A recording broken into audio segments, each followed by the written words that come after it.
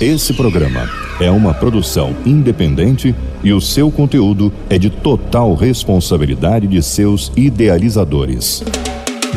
Agora pela 93, CEZN em família, um programa de fé, amor e esperança. CEZN em família. Bom dia, queridos, graça e paz. Sejam bem-vindos ao CEZN em família. Hoje é dia 17 de junho, quarta-feira, dia que o Senhor fez para nos alegrarmos e nos regozijarmos nele. Eu quero declarar que o dia de hoje vai ser extraordinário, vai ser um dia de respostas, vai ser um dia de portas abertas. Hoje vai ser um dia que o Senhor vai te surpreender. Amém? Escute essa palavra. Profetize sobre o caos. Isaías 26, verso de 19. Os mortos viverão, os cadáveres se levantarão. Despertai e exultai, os que habitais no pó, porque o teu orvalho será como o orvalho das ervas, e a terra lançará de si os mortos. Anote o que eu vou lhe dizer. Deus não nos colocou aqui na terra para sermos narradores de circunstâncias contrárias. Perdemos muito tempo quando damos valor às coisas difíceis que passamos, ao caos que está diante dos nossos olhos. Na verdade, Deus nos chamou para sermos profetas, alguém que libera sobre o caos uma palavra de vida. Você acredita nisso? Se você acredita nisso, abra sua boca e profetize. Não fique apenas descrevendo os problemas. Não fique apenas descrevendo as lutas. Não fique apenas descrevendo as dificuldades. Use a autoridade que Deus te deu para declarar vida onde há morte, esperança onde há desespero e restauração onde há ruínas. Profetizar não é apenas prever o futuro. Profetizar é liberar o poder de Deus sobre situações que parecem impossíveis. Quando você profetiza, você se alinha ao coração de Deus e traz à existência o que Ele já prometeu. Portanto, não se cale. Profetize sobre a sua família, profetize sobre a sua saúde, profetize sobre as suas finanças, profetize sobre a nação. A palavra de Deus na sua boca tem poder para transformar o caos em ordem. Profetizar não é narrar o caos, mas liberar o poder de Deus sobre ele. Você gostou dessa palavra? Essa e tantas outras estão no meu livro Alimentados pela Palavra, uma jornada diária para fortalecer a sua fé. Quer saber mais sobre o meu livro? Entra lá no Instagram da igreja, Igreja CEZN, manda uma mensagem que alguém vai fazer com que esse livro chegue até você. Vamos de louvor e daqui a pouquinho a segunda parte da mensagem. Deus te abençoe. CEZN em família. Viva!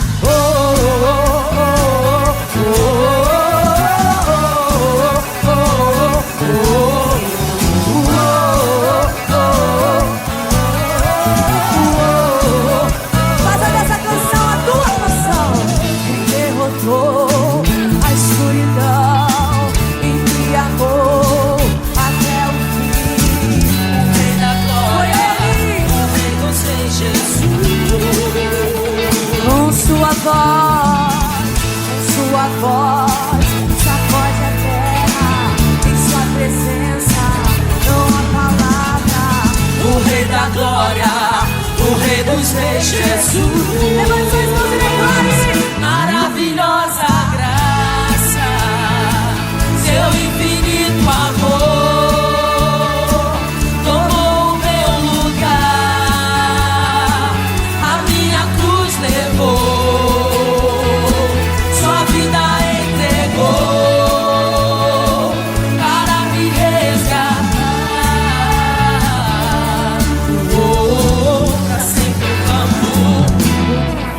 fizeste amor.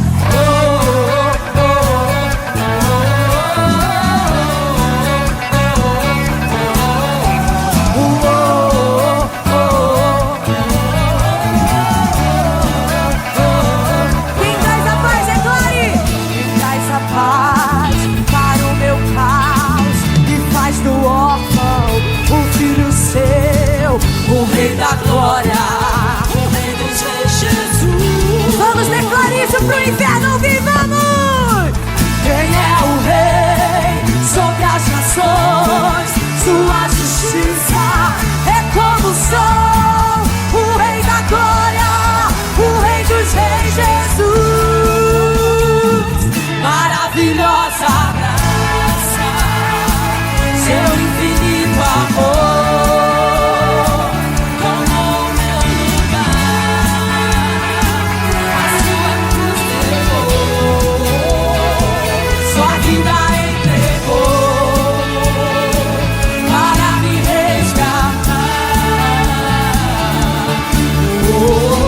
Pra sempre eu canto o que fizeste.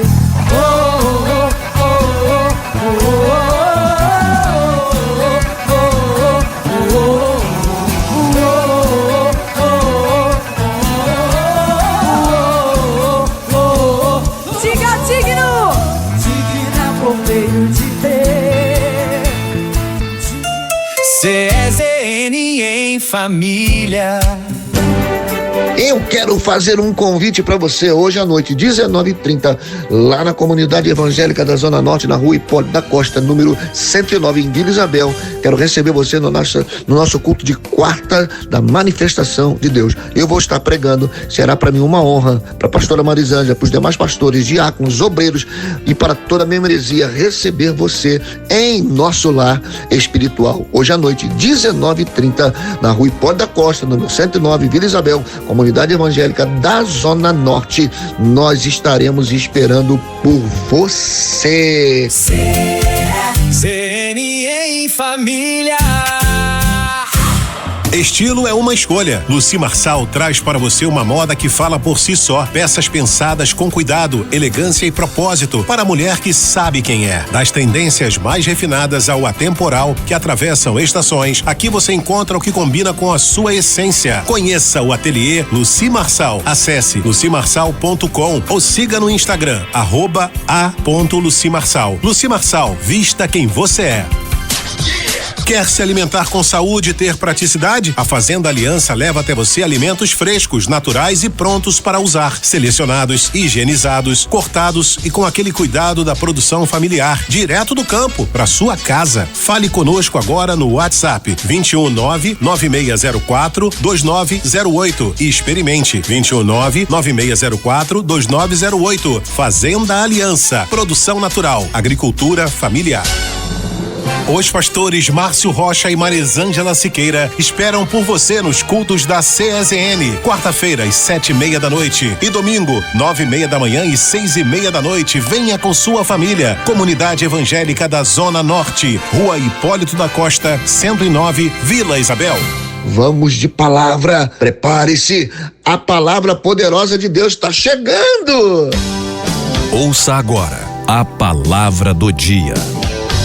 Então, o Sermão do Monte é uma dessas mensagens que convida a gente a viver uma vida alinhada. Uma mensagem que ela vai confrontando a gente e trazendo a gente de volta para uma vida segundo o modelo que Cristo deixou para a gente seguir. Especificamente no capítulo 6, Jesus vai concentrar o seu raciocínio nesse sermão, falando sobre oração. É nesse texto, por exemplo, que ele nos deixa o clássico modelo de oração do Pai Nosso, que provavelmente é a oração mais conhecida da Bíblia e a oração mais repetida em todo o mundo. Curiosamente, antes de Jesus ensinar para a gente como orar ou o que fazer, ele alerta para a gente sobre duas coisas a não serem feitas. Olha que interessante isso. Antes dele deixar para a gente um modelo de como fazermos ou como orarmos, ele deixa para a gente duas orientações de coisas a não serem feitas. Primeira, verso 5.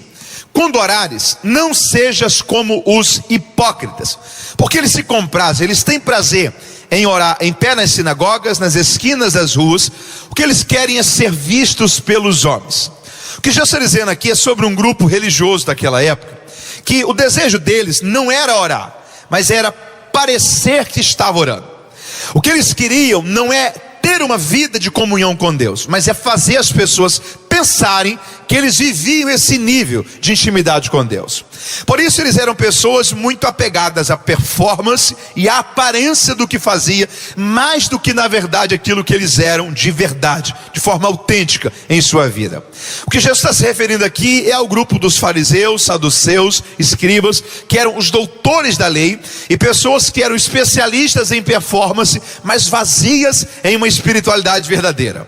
E o termo que Jesus usou para descrevê-los é um termo grego chamado hipócrita. Você pode repetir comigo, diga hipócritas.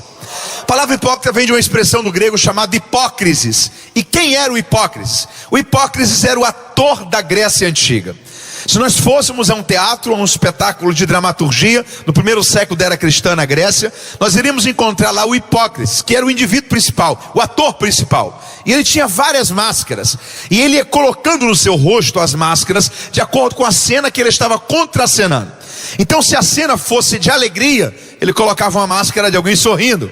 Se a cena fosse de medo, ele colocava uma máscara de alguém com um semblante de apreensão, independente se aquele era mesmo o sentimento que ele estava sentindo ou não. Porque hipocrisia é quando eu tento fazer as pessoas pensarem que eu sou aquilo que na verdade eu não sou. A primeira orientação de Jesus aqui sobre o que não fazermos é não vivermos uma vida de mentira, não vivermos uma vida de aparência, mas vivermos uma vida na verdade. O que Jesus está orientando para a gente é: viva uma vida na verdade. E se você viver na verdade, Deus vai te abençoar em todas as áreas da sua vida. Segunda orientação de Jesus sobre o que não fazermos, verso 7. Quando vocês forem orar, não orem também usando vãs repetições. A NVI diz: não orem repetindo sempre as mesmas coisas. Porque aquilo que você ora e pede a Deus e fala com Deus, Deus já sabe que você precisa disso muito antes de você pedir. Isso aqui deixa uma curiosidade na mente da gente. Porque o que Jesus está dizendo aqui é o seguinte: quando você vai orar, aquilo que você precisa e comunica com Deus sobre as suas necessidades, Deus já sabe que você precisa disso muito antes de você orar. Então, se aquilo que eu vou pedir para Deus, Deus já sabe que eu preciso antes que eu ore, a pergunta que a gente faz é: por que então que eu tenho que orar? Concorda comigo? Segunda coisa que Jesus está orientando para a gente aqui sobre o que a gente não fazer: não transformarmos a oração em um lugar que nós vamos apenas quando precisamos pedir. Não transformarmos a oração em um lugar que nós vamos apenas quando precisamos pedir. Se a gente não tiver cuidado, a gente transforma a oração em algo que a gente faz apenas quando a gente precisa pedir a Deus alguma coisa. Deixa eu contar uma história aqui para compartilhar e aplicar isso daqui, esse texto. Quem aqui tem pelo menos um amigo? Pelo menos um amigo, faz assim com a sua mão, ok?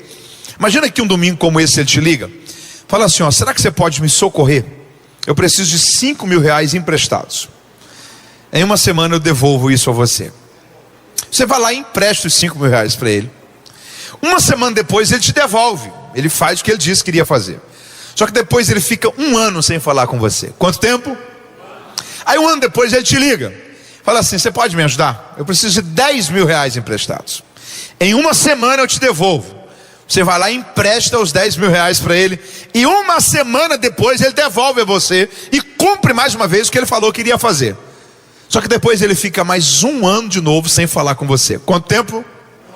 1 ano depois, quando ele te ligar novamente, que você vê o nome dele na tela do seu celular, o que você vai pensar? Vai me pedir de novo alguma coisa, sim ou não? Está na hora da gente repensar o que é que Deus sente quando alguns crentes se ajoelham. Está na hora da gente repensar o que é que faz alguns de nós se lembrar de orar. Está na hora da gente repensar o que é que leva alguns de nós a procurar Deus para falar com Ele novamente, depois de algum tempo de comunicação interrompida. Porque se a gente não tiver cuidado, a gente transforma a oração em um lugar que a gente vai apenas quando a gente precisa pedir. O que Jesus está dizendo aqui é o seguinte: o que você precisa, Deus já sabe que você precisa disso muito antes de você pedir. Então por que é que a gente tem que orar? Porque a oração não é um lugar que a gente vai quando precisa pedir. A oração é um lugar que a gente vai para construir relacionamento, intimidade, comunhão, para nos aproximarmos de Deus. E se nós mantivermos essa comunicação construída, quando você precisar abrir o seu coração para pedir, você vai poder fazer isso com toda alegria, porque você entenderá que tem em Deus um Pai que te ama, que te ouve e tem toda a alegria de suprir todas as suas necessidades. Deus é um Pai que a comunicação está sempre aberta, que o acesso está sempre aberto e que essa comunhão tem que ser mantida e alimentada. Você pode celebrar a Ele por isso essa manhã. Duas coisas que Jesus está orientando a gente sobre o que a gente não fazer. Em primeiro lugar, não vivermos uma vida na mentira, não vivermos uma vida de aparência. Em segundo lugar, não transformarmos a oração em um lugar que nós vamos apenas quando precisamos pedir. Aí é nessa sequência aqui que Jesus deixa para a gente o clássico modelo de oração do Pai Nosso. Quem aqui já orou o Pai Nosso pelo menos uma vez na vida? Faz assim. O Pai Nosso é uma oração de 6 pedidos. Quantos pedidos? Vamos comigo, quantos pedidos? Primeiro pedido, santificado seja o seu nome. Segundo pedido, venha o seu. Terceiro pedido, seja feita a sua. São quantos pedidos nessa oração? Já foi metade, sim ou não? Pediu alguma coisa para mim?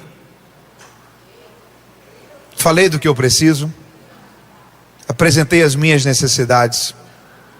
Metade da oração do Pai Nosso não é pedindo para mim.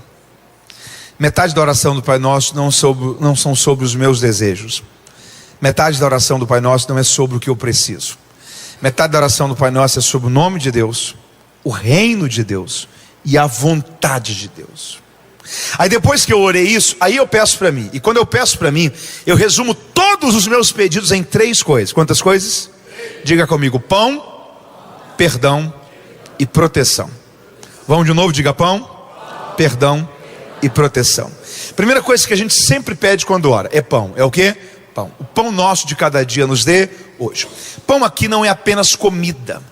Pão aqui representa todas as necessidades básicas e rotineiras da vida, que hoje sendo supridas, Senhor, muito obrigado. Mas e amanhã? Eu vou precisar de novo. E depois de amanhã, de novo. E no outro dia, novamente de novo.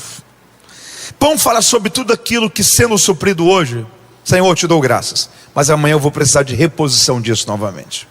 Você chega ao dia 30 do mês, olha para trás e fala assim: Senhor, muito obrigado, porque eu venci mais um mês. O Senhor cuidou da gente mais um mês. Todas as contas foram pagas mais um mês. Em casa, na empresa, mais uma vez o teu sustento nos sustentou. E você fala assim: Senhor, muito obrigado. Isso acontece com você também? Acontece? Aí o dia 1º do outro mês olha para você e fala assim: ó, bom dia, tudo bem com você? Você começa de novo, dia 1, 2, 3, 5, 10, 15, 20, 25, 30. Ufa! Venci de novo, mais um mês. Novamente, dia 1º do outro mês olha para você e fala assim: como é que você está? Mateus, isso vai durar até quando? Isso vai durar para sempre, porque isso é pão. O de hoje serviu para hoje. O de amanhã é o de amanhã. Daqui 1 ano eu vou estar precisando de novo. Daqui 10 anos, de novo. Alguém aqui precisa de pão? Se é uma coisa que a gente sempre pede quando ora, é o quê? Pão. Pão é o cuidado rotineiro e constante da vida. Segunda coisa que a gente sempre pede a Deus quando ora: perdão. Perdoe as nossas dívidas, assim como perdoamos aqueles que também nos devem. Perdoe as nossas ofensas, assim como também perdoamos aqueles que nos ofenderam. Se há uma coisa que a gente sempre está pedindo enquanto ora, é perdão. Senhor, me perdoe, porque eu falei que não era para ter falado, fiz o que não era para ter feito, julguei que não era para ter julgado, pensei o que não era para ter pensado. Se há uma coisa que a gente sempre está inserindo a Deus em nossas orações, é o quê?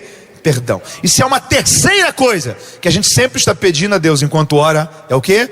Proteção. Senhor, protege, abençoe a semana, abençoe a viagem, a ida, a vinda, abençoe os filhos, livra de todo mal, guarde esse ano, abençoe esse mês. Se há uma coisa que sempre está presente em nossas orações, é a necessidade de proteção. Quando Jesus fala aqui sobre proteção, ele coloca uma expressão tão curiosa: não nos deixe cair em tentação. Você pode repetir isso comigo? Diga: não nos deixe cair. Não seria melhor para a gente aqui se o verbo fosse passar? A questão não é sobre passar, a questão é sobre cair. Porque a questão não é se passaremos ou não. Até Cristo em tudo foi tentado. A questão é quando passarmos, que a proteção do Senhor esteja sobre nós e o Senhor não nos deixe cair em tentação. Guarde uma coisa com você: a tentação, ela é como um caminho apertado em um penhasco, ok? A tentação é como um caminho apertado em um penhasco. Você precisa passá-lo por inteiro, sem tropeçar. Porque a tentação é um caminho perigoso que se passa. A tentação é um caminho perigoso que se passa. Você passar por ela é inevitável. Passar por esse caminho é inevitável. Isso diz respeito à nossa humanidade, a nossa passagem, configuração e vulnerabilidade dessa vida. A questão não é sobre passarmos. A questão é que enquanto passarmos, o Senhor nos sustente. O Senhor não nos deixe perder a noção de qual é o caminho que a gente tem que trilhar, para que a gente não tropece, para que a gente não caia, para que a gente não saia do caminho que o Senhor nos chamou para caminhar e permanecer nele. Guarde uma coisa com você. O coração é como uma casa sem porta. O coração é como uma casa sem porta. A gente não consegue controlar o que passa por ele. A gente consegue controlar o que permanece nele. O que passa, não. Todos os dias, dia, qualquer momento, você pode ouvir, por exemplo, alguma notícia que te traz uma raiz de amargura, ou que te gera um gatilho de ira e de revolta, que se você não tiver cuidado, em poucos instantes aquilo se transforma em uma atitude, e você é violento com alguém, ou então deseja o mal a alguém. Em um dia normal da sua vida, pode acontecer alguma coisa, que você é tentado em alguma situação, e se você não tiver cuidado, aquela tentação te leva a uma prática de pecado, e você erra em alguma situação da sua vida. 10 minutos antes estava tudo bem. 20 minutos antes, você não conseguia prever que 20 minutos depois, sua mente, suas emoções estariam enfrentando uma guerra nessa situação. 30 minutos antes, você não conseguiria prever que 30 minutos depois, você teria que estar pedindo a Deus graça, cuidado, autocontrole, para você não falhar em alguma área, para você não desejar o mal a alguém, para você não explodir em alguma situação em relação às suas emoções. Você conseguiu impedir que isso passasse pelo seu coração? Não, mas você consegue impedir que isso permaneça lá.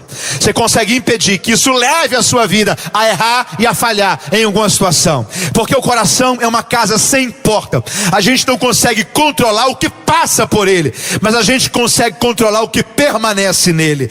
Todas as vezes que passar pelo seu coração um sentimento que você sabe que não é da vontade de Deus para a sua vida, rejeite e repreenda isto no nome de Jesus. Não nos deixe cair em tentação, mas livra-nos do mal, porque teu é o reino, o poder e a glória para sempre. Amém. Quem pode celebrar a Deus por esse entendimento sobre as nossas vidas? Eu não sei você, mas eu cresci lendo esse texto e ouvindo as pessoas falarem desse texto, dizendo que o Pai Nosso era uma oração para a gente ouvir, memorizar e repetir. Isso aconteceu com você também? Uma oração para a gente ouvir, memorizar e repetir. Não é curioso que no texto que Jesus deixou para a gente, o Pai Nosso, 2 versículos antes ele deixa para a gente uma orientação que é a seguinte: quando você for orar, não ore repetindo as mesmas coisas. Mateus, então o Pai Nosso não é uma oração para me repetir? Claro que é. Ore e repita quantas vezes for preciso. Mas o que Jesus está dizendo é o seguinte: cuidado para você não fazer isso de forma vã. Quando é que eu oro o Pai Nosso de forma vã? Quando eu oro com a boca, mas não com o coração. Quando eu oro porque memorizei, mas não reflito mais sobre o que eu estou orando. Quando eu oro porque aprendi, mas não alinho a minha vida com aquilo que está sendo orado. Porque o Pai Nosso é uma oração de alinhamento. O Pai Nosso é uma oração de... Há 3 convicções. Quantas convicções? Primeira delas, guarde isso com você. Em Deus, nós temos um Pai. Você pode repetir isso comigo? Diga: Ele é o meu Deus, mas também Ele é o meu Pai. Por 382 vezes nos evangelhos, Jesus se referiu ao Pai. 382 vezes. Apenas 2 vezes Ele chamou o Pai de Deus. 380 vezes Ele chamou o Pai de Pai. Talvez você fale assim: Mateus, não é porque Ele era o Filho unigênito, o único Filho? Não, porque um dia os discípulos disseram: Senhor, ensina-nos a orar. E o que foi que Jesus disse? Quando vocês forem orar, orem chamando Ele de Pai Nosso. O que Jesus estava dizendo para a gente aqui era o seguinte: veja Ele como Deus, respeite Ele como Deus, mas se relacione com Ele como Pai. Veja na figura de Deus um Pai. As únicas 2 vezes que Jesus chamou o Pai de Deus foi na cruz, quando Ele diz: Eli, Eli, lama sabachthani, Deus meu, por que me desamparastes? Só que aquela não foi a última fala de Jesus na cruz. A última fala de Jesus na cruz foi: Pai, em tuas mãos eu entrego o meu espírito. Até quando chamou o Pai de Deus, ele encerrou chamando este Deus de Pai. Sabe o que ele estava ensinando para a gente? Encontre o Pai que há em Deus, acesse o Pai que há em Deus. Ele é o seu Deus, mas também ele é o seu Pai. Em Deus nós temos um Pai. Você pode celebrar a Ele pela sua paternidade. Paulo fala uma coisa aos Gálatas. Tem uma observação de Paulo aos Gálatas que a gente não pode negligenciá-la. Paulo diz: enquanto o herdeiro é menino, em nada ele difere do escravo, ainda que ele seja herdeiro de tudo. Você pode repetir comigo esse versículo? Diga: enquanto o herdeiro é menino, fale comigo, em nada ele se difere do escravo. Diga: ainda que seja herdeiro de tudo. Sabe o que Paulo está dizendo ali? Um filho que não entende o que é ser filho, vive da mesma forma que um escravo vive. Na mesma mentalidade, no mesmo comportamento, na mesma postura, na mesma expectativa de futuro, na mesma projeção de vida. Filhos que não entendem que são filhos, vivem como escravos. A parábola do filho pródigo é uma prova disso. Os dois filhos, o mais moço chegou para o pai e falou assim: pai, dá-me a parte dos bens que me pertence. E a única fala do mais velho na parábola é ele olhando para o pai e falando assim: pai, sirvo-te. Você pode repetir isso comigo? Diga: sirvo-te. Vamos de novo, diga: sirvo-te. Sirvo-te há tanto tempo, o senhor nunca me deu nem um cabrito. Quem aqui é pai ou mãe? Você nunca vai ver um filho com uma comunicação saudável olhar para o pai com a linguagem de servo e senhor. Servo no grego ali é doulos, que no grego é escravo. O servo da Bíblia literalmente é o escravo. É que a configuração de escravo para a gente na nossa cultura está deformada, ok? Mas o que para a gente é o escravo na nossa cultura, na Bíblia é o exilado, ok? É o exilado que era tirado de um local para uma condição desumana em um outro país. O servo ou escravo na nossa cultura é próximo do funcionário, ok? É uma configuração mais próxima do funcionário. Porque o servo era contratado, trabalhava por 6 anos, 7 anos, carta de alforria, quando ele tinha a opção de se tornar um cidadão livre. E embora não tivesse salário, mas ele tinha manutenção de casa e de alimentação. As suas despesas eram supridas. Haviam pessoas que se davam como escravos, porque além deles capitalizarem recursos, porque se vendiam como escravos, eles tinham 6 anos que eles tinham a garantia de que não teriam que pagar impostos, e não teriam que pagar pelo local que moravam, nem pagar pela sua alimentação. Dependendo da configuração de quanto ele recebia, se compensava ele se dar como escravo, capitalizar por isso, e 6 anos não ter nenhum custo da sua sobrevivência ou da sua família. Isso era o servo na Bíblia. O escravo e o servo é a mesma função. O que para a gente é o escravo, na Bíblia é o exilado, que é o que acontecia com locais que passavam por exílios e tinham as pessoas migrando para outra realidade. O que Paulo está dizendo em Gálatas é o seguinte: se o filho não entender a realidade do que é ser filho, às vezes sem perceber, ele vive como filho, mas num estilo de vida, numa mentalidade e numa forma de viver que não combina com ser filho. É o que o pródigo difere do irmão mais velho, porque o irmão mais velho falou assim: eu te sirvo há tanto tempo, e o pai olha para ele e fala assim: você está reclamando que você nunca recebeu um cabrito? Será que você não percebeu que todas as minhas coisas são tuas? E de fato eram, porque a outra porção já tinha saído, era do pródigo. Tudo que havia ficado era do irmão mais velho. O pai está dizendo: você está reclamando de não ter um cabrito, e você não percebeu que tudo que eu tenho é seu? Sabe qual é o problema daquele filho? Não é ser filho ou não, é que ele não se via como filho. Ele não via o pai como pai, ele via o pai só como Senhor, e ele só se via como servo, escravo. O que Jesus está dizendo é: enquanto você não entender a realidade que você ocupa, enquanto você não entender que você é filho, você vai continuar vivendo a vida como se fosse apenas um escravo. CZN em família. Queridos, que palavra é essa? O meu coração ainda queima quando eu escuto essa mensagem. Ela foi pregada pelo meu amigo Mateus Soares, da igreja da cidade de São José dos Campos. Mateus, um abraço, meu querido. Posso orar por você? Vamos orar, porque o programa já está terminando. Amanhã tem mais, mas por hoje está terminando. Pai, em nome de Jesus, obrigado por esse dia tão especial. Obrigado pelas portas abertas e pelas fechadas. Obrigado pelos sims e pelos nãos. Obrigado, Senhor, pelo Senhor ter o controle da minha vida e da vida dos meus irmãos nas tuas mãos. Nada foge do teu controle. Ainda que não estejamos vivendo o que gostaríamos de viver, sabemos que a tua vontade é boa, perfeita e agradável, e que todas as coisas cooperam para os bens daquele que te amam. Nos dê direção nesse dia, Deus, nos dê sabedoria nesse dia, que bondade e misericórdia continue nos acompanhando e que possamos sempre, em todo tempo, glorificar e exaltar o teu santo nome, em nome de Jesus. Amém. Amém, queridos?